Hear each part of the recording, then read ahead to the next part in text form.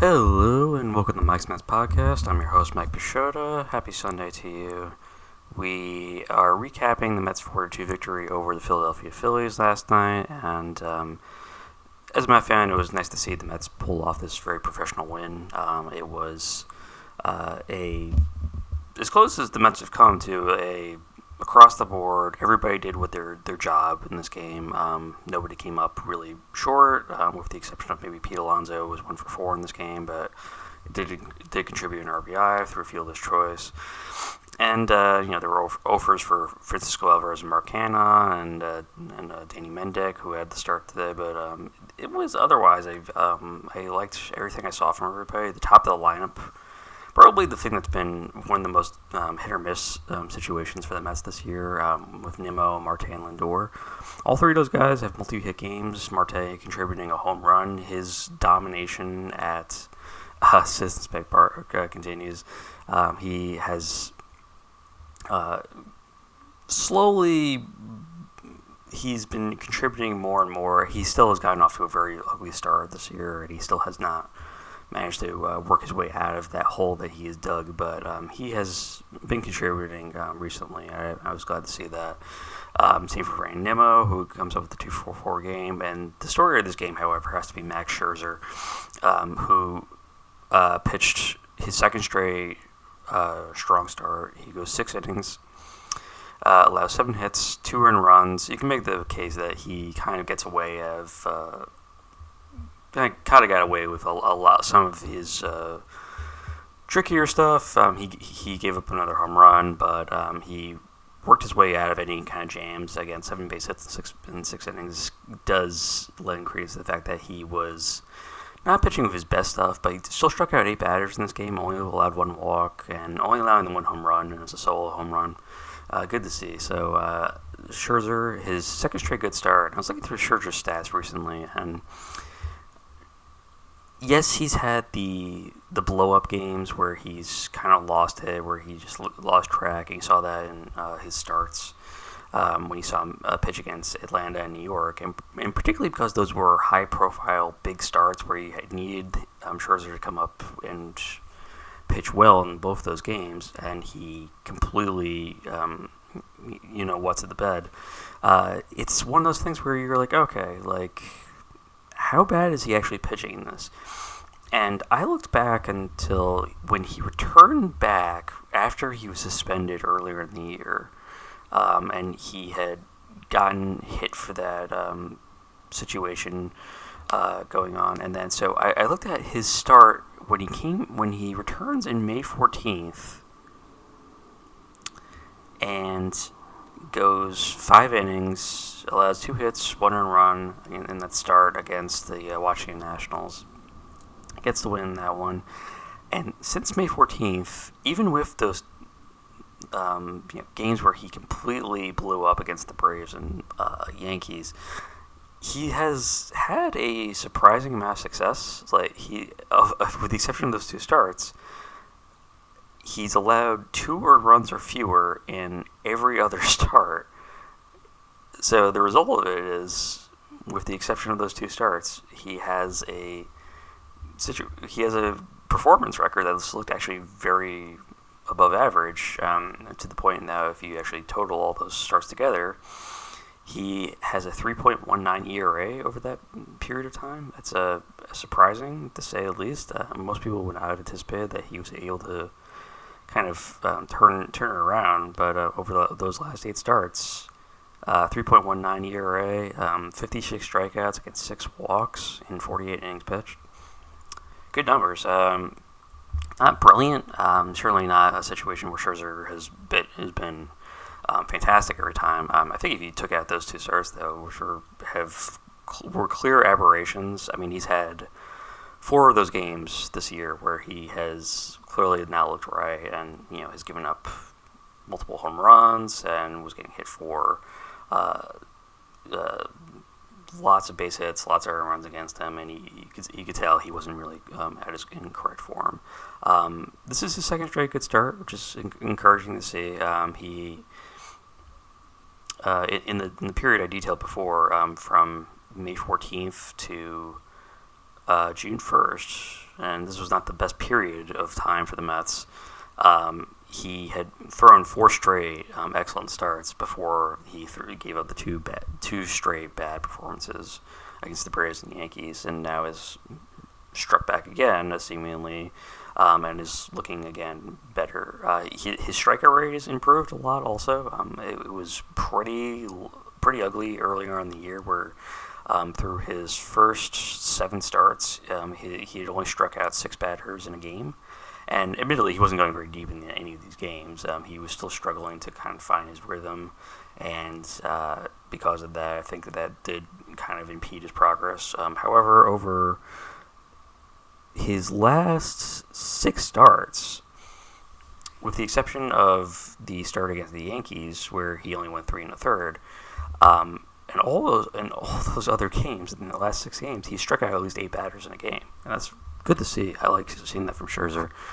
So even if it's not vintage Cy Young caliber Scherzer, which we know we're not going to get at this point in his career, we're getting older, possibly more Randy Johnson or Scherzer, where Randy Johnson on the Yankees, let's say that, where you may get some good performances every once in a while, but clearly his prime has kind of passed him at this point, and he's sort of battling with what he has left in his tank. And some days it might not be that much. Other days he might have enough that he can look a little bit like his old self, but you're kind of rolling the dice with Scherzer.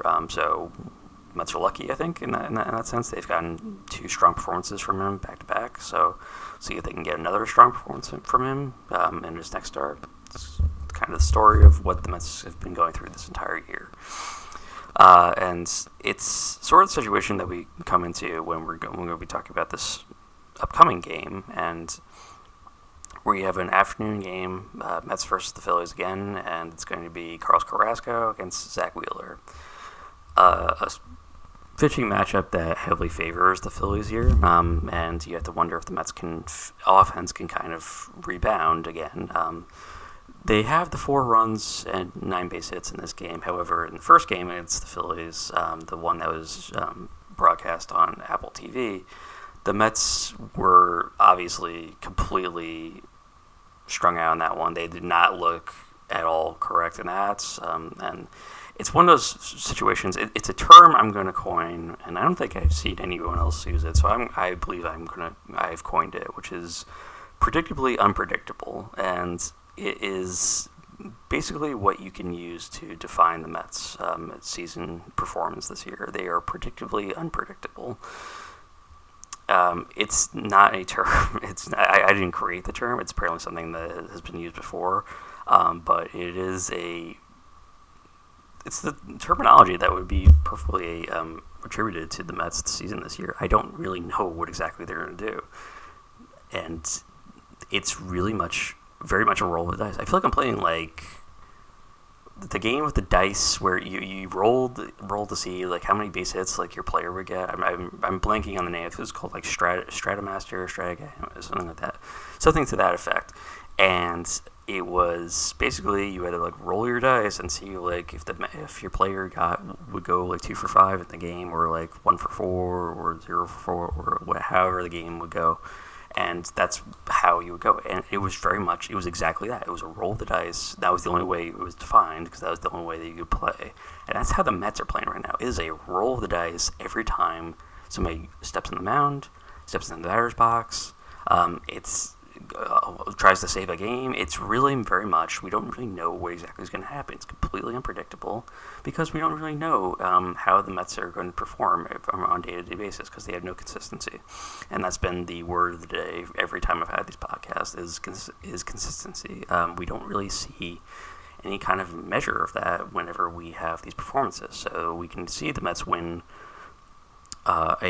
across the board. Everyone played well in this game. 4-2. This is like a good start. Let's build on it. And I don't really know what they're going to do in the next game. They are playing with a loaded die in some cases, where it feels like they don't really know where it's going to land on some of these guys, and no one seems to know how to continue their performance back to back. We've seen very few streaks. We've seen very few performances where a player has continued their strong performance from the day before, and they're able to keep it going for more than one game. So Brandon Nimmo can go 2 for 4 this game, but can go 0 for 4 the next game. And Francisco Lindor could go 2 for 4 in this game, but go 0 for 5 and then 0 for 5 for the next 2 games. We don't really know. It's hard to say. I don't really know where to figure out what exactly is the problem with the Mets. This is probably one of the more frustrating teams I've ever seen. The 2021 Mets were really frustrating because no one could hit on that team. And it feels like this team can hit, but it's just so lagging behind in terms of whatever they need to do that their offense is wildly inconsistent. And then in the days that their offense is consistent, their pitching is just all over the place, where the pitcher looks completely lost. And even if they had a strong start the day before, the last game that they were on the mound, they can look completely lost the next time out. And we've seen that with Tyler Miguel. We've seen that with Carlos Carrasco. We've seen that with Kodai Senga. We've seen that with, strangely, Justin Verlander and Max Scherzer. There's a point that I was like, Justin Verlander won a Cy Young award last year, right? I didn't imagine that. He actually won a Cy Young. He's looked so out of balance and off kilter, and you can contribute it maybe to his age. You can contribute it to the injury they had at the beginning of the year that probably halted his progress on the mound this year, and then came back and probably wasn't totally ready to be pitching yet. It's hard to say. I really don't know where to put it. So we have that to look forward to. We have a situation where we don't really know what the Mets are going to do. And honestly, until the Mets win 3 in a row, I'm not going to waver on that, because it's just been 1 win, 1 loss, 1 win, 1 loss, 2 losses, 1 win. And until they can string together 3 wins in a row, I'm going to continue to stand by that this team is horribly inconsistent and will never be able to get it out of their own way until they have sort of vanquished that inconsistency. The other thing that we want to talk about is Eduardo Escobar and his trade on Friday that saw him depart for the Los Angeles Angels. And, if you were a Met fan, it's a little bittersweet. I did like Escobar. I thought he was a professional, let's say that. A veteran who you felt comfortable with, if nowhere else, than on the field. Me and my dad would frequently talk about how smooth Escobar is at playing at third base, or was playing at third base. He just had a way about the way he fielded and the way he would throw to first. It was a strike every time. I don't think I recall ever a time where Escobar made a bad throw at third base, maybe every once in a while, but really nothing that I could recall. And honestly, he 95% of the time, maybe even more than that, he threw just an absolute heater, mid-chests, would hit Alonso at first base or whoever was playing at first base every time, right there. And it was it's something that you're oh, that guy has a great arm. He was a strong, accurate arm at third base. And by all accounts, was very well liked in the clubhouse. People liked him. He sat right next to Francisco Lindor in the locker room. They were buddies, and it was nice to see. I was always pleased that he always had that sort of good, strong effect on his teammates, if not nowhere else. The problem was that the Mets signed this guy mainly not for his defense, but for his offense. And while you were encouraged every time he played well, defensively, and he would occasionally throw in these strong offensive games, including that weird situation where in the month of September where he turned into Babe Ruth all of a sudden, and all he could do was hit home runs. It was very much disappointing, his entire performance with the Mets. He basically did not live up to expectations. We never saw him sort of round into the player that the Mets were expecting him to be, which was the Mets were expecting him to be a 20 to 30 home run power threat at third base. When they felt comfortable with could be counted on to provide strong production, home runs and RBIs, somewhere in the middle to back of the lineup. And he just never got situated here. He spent a year and a half here. He never looked totally comfortable. Even in those situations, he never let it seem to outwardly bother him.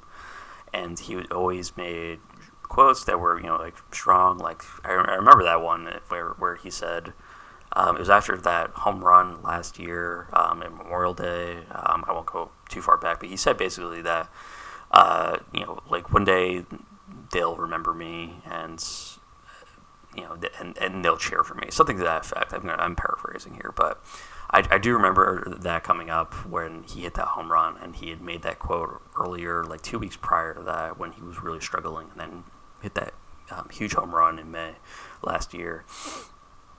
And it was a moment I remember thinking, I was like, oh, okay, maybe he'll kind of get on straight, and he just never really found his rhythm.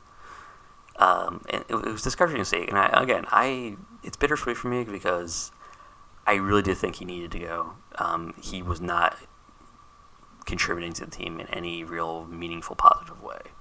And it's the sad truth, but it is. He had not really performed in a way that saw him really kind of live up to the expectations of everyone, including not just the front office, but the fans as well. And when you have failed to live up to your expectations, you just kind of have to cut ties.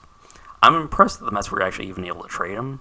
Me and my brother were talking about this on Friday night, when it came out that the Mets had traded him, and we were shocked that they actually managed to get meaningful relievers. Like, these were prospect pitchers, admittedly from the Los Angeles Angels, but this is still something to write home about. I was fully committed to the idea that they were going to have to DFA Escobar at some point, or they were just going to keep him on the bench, platooning with Beatty every once in a while. It's pretty clear at this point that the Mets need to kind of cut ties with a lot of the veterans. I think Mark Canha and Carlos Carrasco have to be the next guys to go, and they have not played up to their expectations. Canha, it's sort of the same, although I will say Canha has played much better than Escobar has this year. However, he has also been sort of his value has depreciated over these last year and a half, and he has not really lived up to what the Mets were expecting, which was, again, sort of a power home run guy who could walk a lot and get on base and provide that value offensively, and he just hasn't really found that groove either. He's been solid, I guess. That's really the best way to describe Canha. Carrasco has been, at least this season, an unmitigated disaster. There's really been no way to really kind of sugarcoat it. He's been really bad. So we don't know who's going to be the next domino to fall, It seems like the Mets are trying to give more opportunities. I think with the trade of Escobar signals a pretty clear sense that they want to make sure that Beatty is the primary starter and only starter at third base going forward, and signaling sort of a shift in terms of the clubhouse culture, that the veterans who had contributed last season, even if you had contributed last season, you're on notice that you're going to be dealt away or released or sent down if you are continuing to not contribute in any real way to the Mets' success. And I won't say that everything kind of hinged on Escobar being traded. I'm not going to say that the Mets are going to sort of be jolted out of whatever problem that they were having, but it was clear that he was, if not the only anchor on the team, an anchor that was definitely weighing them down and had performed in a way that you really wanted him to kind of get out of the lineup as much as possible. And the days that he did start, I was always pretty reasonably sure that he was always going to be falling short in those cases. So really nothing to say about that other than I wish Escobar well. He had a great night last night. He was 2 for 4 in that complete blowout of the Rockies by the Los Angeles Angels in the 25-1 game. He contributed an RBI. I think he had a couple base hits. So I was glad to see that for him, and hopefully he can kind of keep that going in Los Angeles. I'm sure he will, because it seems like every guy who doesn't perform here and is struggling, once they're out of New York, they seem to sort of right themselves, and it's just another example of players who it seems like a good idea to bring them into this sort of situation with all the expectations in the media of playing in New York, but some guys just can't do it, and once they're released from playing in New York, all of a sudden things sort of seem to right themselves. So it might be a situation like that for Escobar. It's certainly been a situation like that for Michael Conforto and J.D. Davis in San Francisco. So it might be a similar situation for Eduardo Escobar in Los Angeles. We'll see how that continues to play out over there. And again, I wish Escobar well. I truly don't have any real negative feelings towards him, other than I certainly felt like he had sort of seen his time come and go as a good player for the Mets, and he had not played well this year, and I did want to see him be pushed aside in favor of the younger kid, Brett Beatty, and we'll see if now that the Mets are fully committing to Brett Beatty, how that goes in Brady's favor going forward. Thank you for listening to Mike's Mets podcast. Please be sure to follow us on Spotify and subscribe to our YouTube channel as well. Finally, please also follow the podcast Twitter, which is Mike's Mets Pod, all one word. Appreciate your time and have a wonderful rest of your day or evening. Let's go, Mets.